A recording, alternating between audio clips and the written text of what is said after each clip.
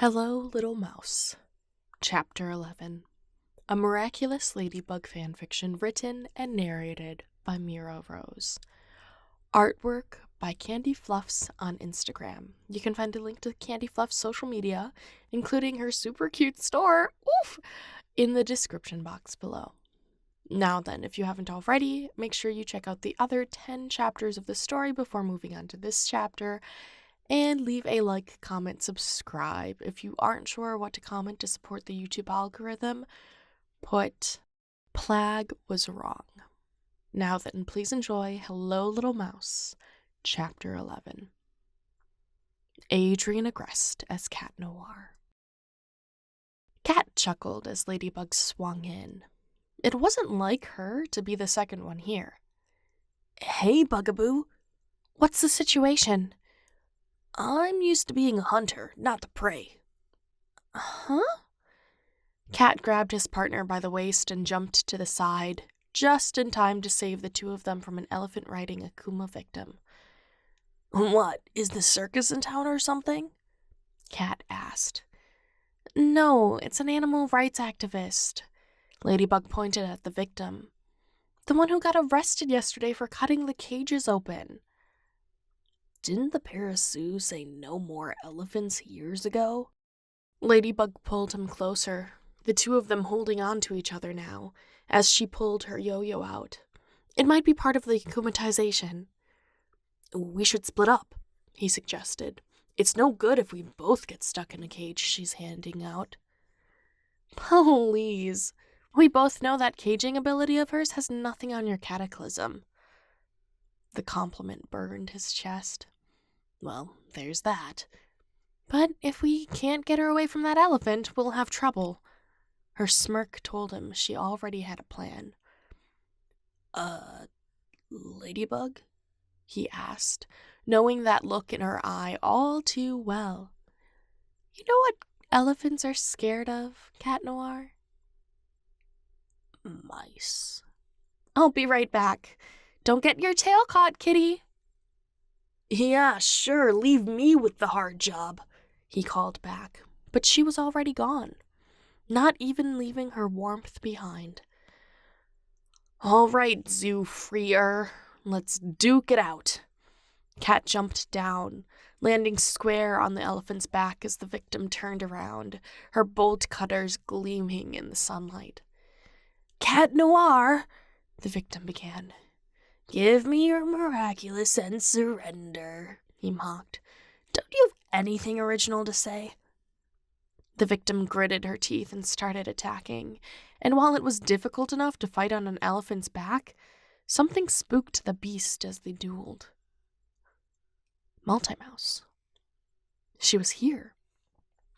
Cat jumped down, careful to watch his landing, and saw her scurrying away. The victim fell beside him, and he knew what he had to do. "Cataclysm!" he yelled, reaching for the concrete the victim sat on. Sure enough, she fell into a hole. "Stay there for a bit," he said, standing at attention as he looked around for MultiMouse. Had she gotten away safely? The sound of the yo-yo hit his ears before his eyes could make Ladybug out. "Yeah!" she yelled, chucking a hammer into the pit with such force that it broke the bolt clippers. "No more evil doing for you, little Akuma!" As usual, the light of a miraculous ladybug was a sight to behold. "Pound it," he said, offering her knuckles. She returned the gesture and opened her mouth to make a cheeky comment, but he was looking around. "What?" Ladybug asked. "Just looking for MultiMouse is all." "Oh." She looked a bit concerned at his comment. He couldn't pin the expression she wore. "You're spending a lot more time with her recently, huh?" "I guess," he shrugged. "Why?" "Do you..." She bit her lip. "Like her?" The way she asked took him so off guard, he didn't think through his response. "Why? You jealous?" He shot back a smirk, But instead of rolling her eyes or scowling, Ladybug looked away. What? I'm gonna go eat breakfast, she said, her earrings beeping. Later, Cat Noir. He wanted to go after her and ask what's up, but knew better. Later, he said to the wind. Somehow he'd messed this up too. Cheese was a lot more simple than girls were, but he'd never agree with Plague to his face. His stomach protested how slowly he moved, but the thought of Marinette waiting for him on the roof of Notre Dame gave him comfort all around. He landed on the roof, inside the cathedral, to de-transform in case a cell phone camera followed him. To his surprise, his prepared breakfast lay out on the rafters, but Marinette was nowhere to be found. Marinette? He called. Hey!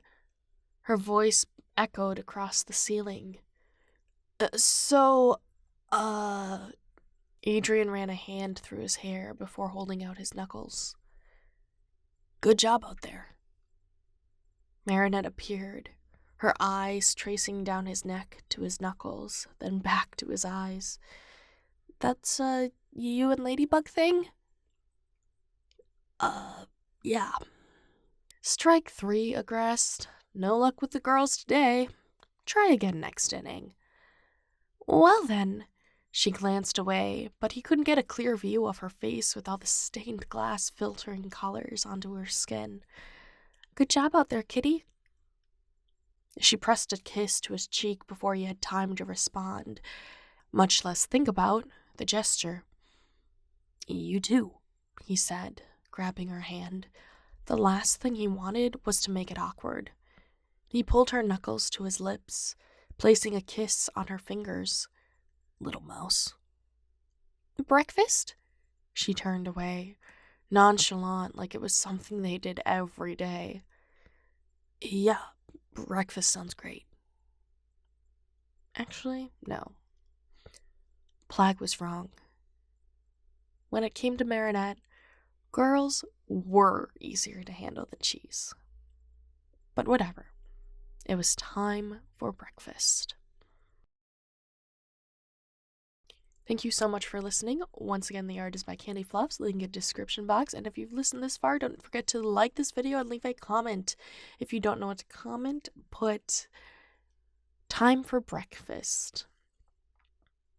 Thank you so much for listening, and don't forget you can check out I'd Rather Be Reading Fanfiction t-shirts, stickers, apparel, all that good stuff on my Redbubble.